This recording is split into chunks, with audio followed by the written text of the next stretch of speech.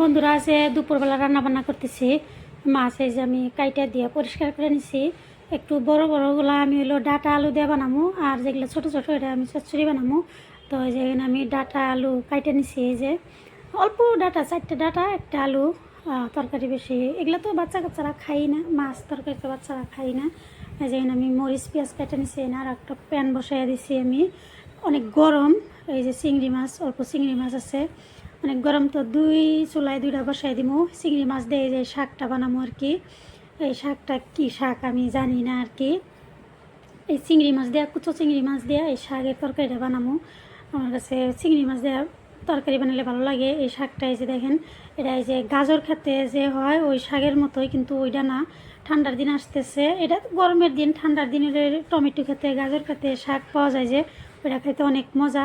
Tomato খাতের শাক অত ভালো লাগে না, কিন্তু গাজর খাতের শাক অনেক ভালো লাগে। গাজর খাত, রসুন খাতের শাক। তো যাই হোক, এখন গরমের দিন, কিছু করার নাই। যাই হোক, এই যে এখানে আমি তরকারি বসাই দিছি। তো বন্ধুরা, কে কোন জায়গা থেকে দেখতেছেন আমার ভিডিওটা যদি ভালো লাগে please like comment share follow করবেন। আর যারা ইউটিউব থেকে দেখতেছেন তারা লাইক কমেন্ট শেয়ার সাবস্ক্রাইব করবেন। আমি এখানে হলুদের গুঁড়া, লবণ, ধনিয়া গুঁড়া দিয়া কী কয় তরকারিটা ভালোভাবে কষিয়ে নিব। এই যে অল্প একটু কষে, তারপরে মাছগুলো যেহেতু ছোটো, এটা আমি ভাজিও নাই আর আলাদা করে আমি কষাইও নাই। তরকারিটা একটু কষাই এখন হলো মাছ দিয়ে দিব, যেন একটু মাছটাও কষা হয়। এই যে একটু আমি পানি দিই নেই, যতটুকা জল ওইটুকা দিয়ে যেন মাছটা কষানো হয়। আর এই যে এখানে আমি রসুন দিয়ে দিছি, শাক বানাবো যে, তেল গরম হয়ে গেছে, এখানে আমি রসুন দিয়ে দিছি। রসুন পেঁয়াজ ভালো করে তেল গরম হওয়ার পরে দেওয়া লাগে, এই যে তাই দিছি আমি। এই যে পেঁয়াজ দিয়ে দিতেছি, অনেক গরম, যার জন্য 2 চুলায় বসাই দিছি, যে গরম লাগলে একবারে লাগুক, তাড়াতাড়ি হয়ে যায় আর কি। তো এই যে আমার পেঁয়াজ আর রসুন অল্প ভাজা হওয়ার পরে তারপরে হলো এনে আমি চিংড়ি মাছগুলো দিয়ে দিছি।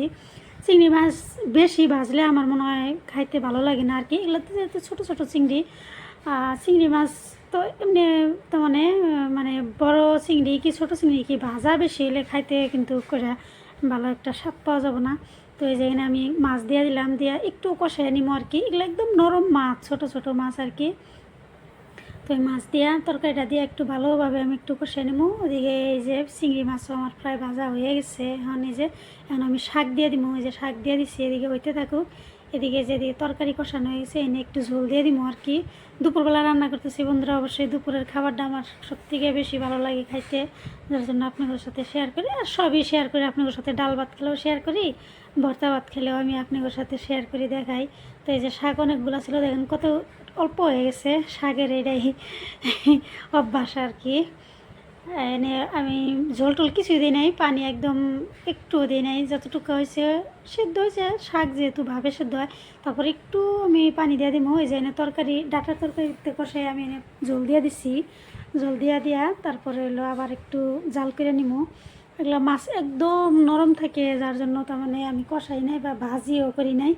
তো এই যে এনে আমি ঝোল দিয়ে দিছিলাম। আমার এই যে শাকের তরকারি হয়ে গেছে প্রায়। শাকের তরকারি বেশিক্ষণ কিন্তু ঢাইকা রান্না করা যাবে না, তাহলে কিন্তু শাকের কালার নষ্ট হয়ে যাব।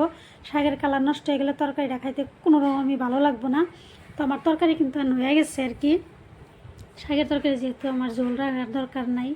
এই যে দেখেন আমার কালার একদম ঠিকঠাক আছে তরকারির। এই যে আমি এখন গ্যাস বন্ধ করে দিলাম। তরকারি সুন্দর হয়েছে না বন্ধুরা? এই যে দিকে আমার ডাটার তরকারি, অল্প তরকারি বানাইছি এই যে গরমের দিন। এই না আমি গ্যাস বন্ধ করে দিছি। তো আমার তরকারির কালার কেমন হয়েছে বন্ধুরা কোয়েন। অবশ্যই ডাটা দিয়ে ইলিশ মাছ দিয়ে খাইলে বেশি ভালো লাগতো।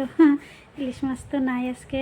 আমি ইলিশ মাছ বেশি ক্যামেরার সামনে আনি না, সবাই যেহেতু ওটা থাক, পরের কথা পরে। এই যে আমার শাকের তরকারি, আর এই যে এখানে ছোটো ছোটো মাছ যে আসছিল ওটি আমি যে চচ্চড়ি বসাই দিচ্ছি। এই যে এখানে ছোটো মাছ বড় কটা আমি দিয়ে দিচ্ছি, ডাটার তরকারি তার একদম ছোটো ছোটো যে, ওটা আমি এই যে এনে খালি চচ্চড়ি বানাইতেছি আর কি। এটা মাছের চচ্চড়ি হবো। তো বন্ধুরা, সবাই ভালো থাকবেন, সুস্থ থাকবেন। আল্লাহ হাফেজ। অনেক গরম, সবাই ঘরের বানানো খাবার খাবেন। আমার তরকারি কেমন হয়েছে বন্ধুরা জানায়েন। আজকের মতো আল্লাহ হাফেজ।